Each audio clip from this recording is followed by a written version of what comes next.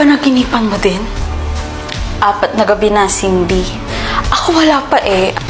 Babaeng galit na galit sa atin. Bakit daw? Bakit daw siya nagmumulto? Tayo daw ang may kasalanan kung bakit siya nawala. Isa lang naman yung alam kong nakagawa natin ng masama eh. Yung nabunggo natin sa Dakang Street. Yung babae, yung namatay. Eh, bakit pa siya nagmumulto? Nakamit niya na yung station, nakulong na si Kim, yung driver natin ng gabing yun. Hindi kaya dapat mag-sorry tayo sa kanya o sa pamilya niya. Ginigising ako ni Mama kagabi. Binabangungot daw ako at humihingi ako ng tulong. Basta isa lang ang natatandaan ko. Isang babaeng humihingi ng katarungan. So ngayon alam mo na kung anong sinasabi namin. This is very alarming. Iisang babae, iisang intensyon. At isa lang ang dapat natin gawin. Puntahan natin siya. Puntahan natin yung puntod niya, mag-sorry tayo. O kaya dalawin natin yung pamilya niya. Magbigay tayo ng kahit konting tulong. What? Ano ka ba?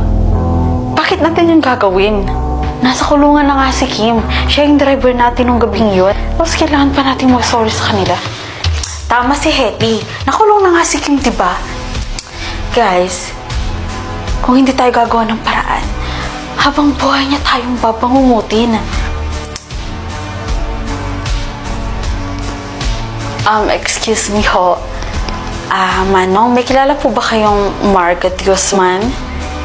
Siya po yung babaeng nabunggo sa Dakang Street 2 months ago, then namatay.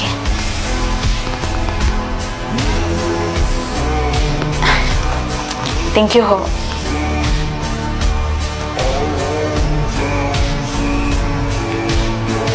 Po?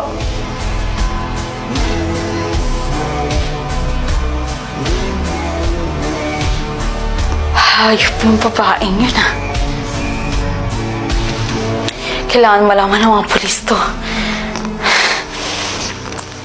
Pero teka, sino yung babaeng nagmumulto sa atin kapi-kapi? Oo nga. Sino yung babaeng galit na galit sa atin at humihingi ng katarungan kung hindi naman pala siya namatay? Hello, tita? Bakit po kayo umiiyak?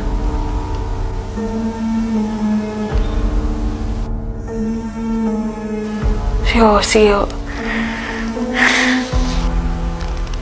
Mayroon ang sagot sa tanong natin. Sino?